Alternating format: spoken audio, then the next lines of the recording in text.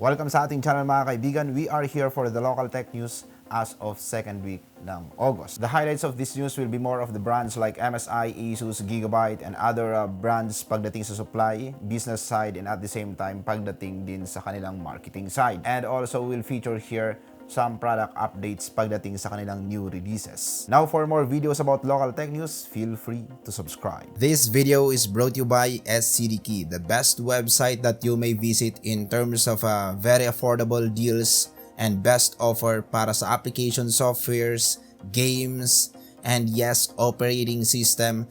And there you are, you may check the Windows 10 Pro, and by using our promo code, ma-avail mo lang siya ng around $14.95 or 700 plus pesos. That's it mga kaibigan. Check the description below. May mga links po tayo dyan to go directly sa kanilang website.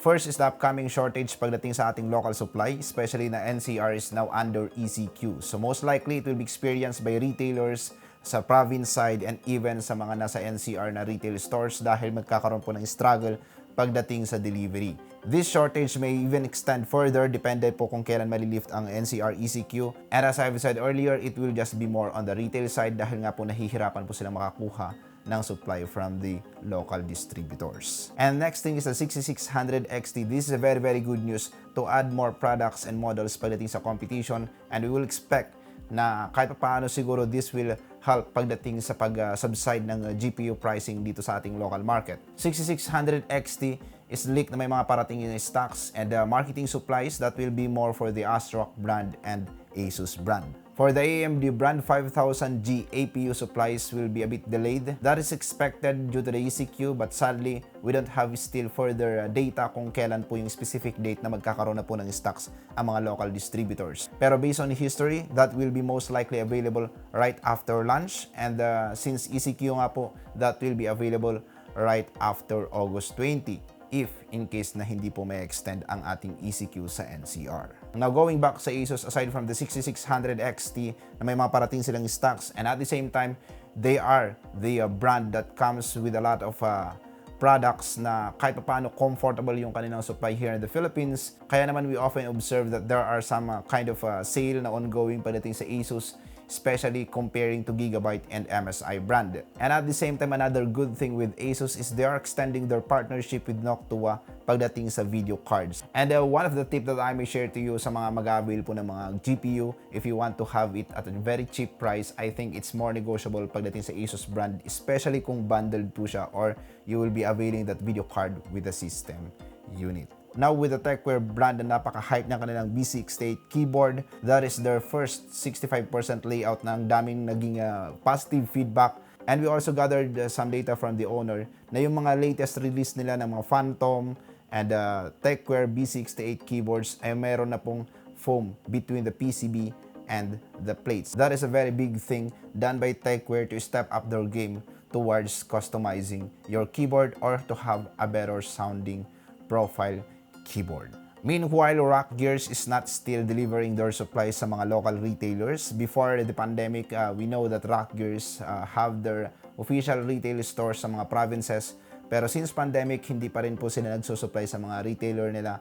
And as of now, if you want to avail Rocgear, you may just reach out ECPC as the only official store carrying Rocgear's products. And there is also lots of hype surrounding the Ako brand, and from the email that I received recently, Ako is officially launching their official store sa Shopee, Philippines. And sa mga hindi pa po aware pagdating sa mga custom mechanical keyboards and hindi pa naka-avail ng GMMK Pro as one of the hype custom keyboard under a mainstream brand, you still have the chance to check one brand na Keychron. They will be launching and meron na pong official date kung kailan i-release yung kanilang Keychron Q1. So keep posted sa mga gustong mag-avail. It will be priced at around 7,000 to 8,000 pesos. Last week, we talked about MSI new chassis. As of now, the updates that we have only from MSI is their new motherboard lineup, refresh lineup of their previous models. Pero one of the big news from MSI is their ongoing sale pagdating sa monitor product. Meron silang ongoing na sale from 12,500 SRP to just around 9,000 plus. Pero just to inform you, meron din pong counterpart brand na ViewSonic that comes with 165Hz and VA panel and priced at the same 9,500 more or less. Gigabyte, there is a very bad news pagdating sa kanilang brand because we encountered recently some batch issues that is with their models na B450M DS3H, S2H, and A320M S2H, and some Aorus models up to Aorus Master. We encountered issues na nag-freeze or lag yung mga computer or system units pag naka-idle. That is quite related more about the processor since nagkakaroon ng extreme voltage drop pag idle. Just quite isolated na pagdating lang po sa Gigabyte brand na nangyayari. With other brands like MSI, Asus, and Asrock, wala pa po tayong data. Aside from one personal encounter with MSI B450 Tomahawk, pero na-fix po yun by changing the power supplies. As of now, we are still doing further research and testing to prove our claim if Gigabyte is the only brand that having this kind of issue na nag-freeze yung ating system unit on idle. Pero another good news is we managed to figure out some solutions by disabling the AMD cool and quiet and global C state sa ating BIOS. And there are more solutions, pero as of now we are still doing some further testing like manually setting the voltage or the LLC setting. Pero as of now we are still gathering some data to confirm that that is the solution. And this is not only for the Gigabyte users, this can also be applicable sa mga MSI, Asus, and Asrock users if in case you may encounter it. Though this is commonly encountered during idle, pero pwede nyo rin ma-encounter ito during high load or pwede rin during system boot ups. You may also try this solution if you encounter those,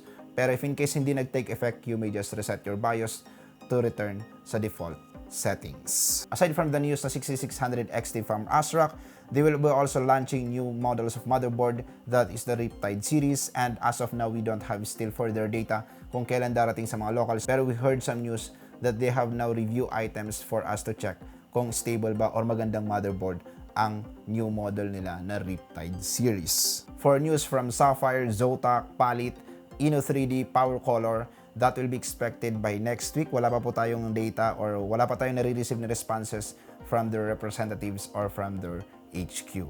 Lastly is the Intel Alder Lake. Meron na po tayong nakita mga leak benchmark sa user benchmark website, and we are expecting that Intel Alder Lake is coming very soon. For more local news from Intel, we will be expecting that by next week. As of now, what we can just say is hopefully we can survive or at least hindi na ma-extend yung August 20 na ECQ sa NCR. If in case that will be extended, we will be expecting a very extreme shortage na hindi lang po sa retail side pero even sa distribution side. Dahil ang mangyayari po dito, magkakaroon ng extreme bottleneck pagdating sa delivery ng items papuntang distributor. So that is something that we are afraid of na pwedeng mangyari, dahil if in case nagkaroon po ng extreme shortage or this temporary shortage will be extended, if not price hike ang mangyayari, magkakaroon ng konting slowdown sa pagbaba ng GPU pricing locally. I think that is expected naman as of now. Pero ayun nga po, in the end of the day, it's still more about our health.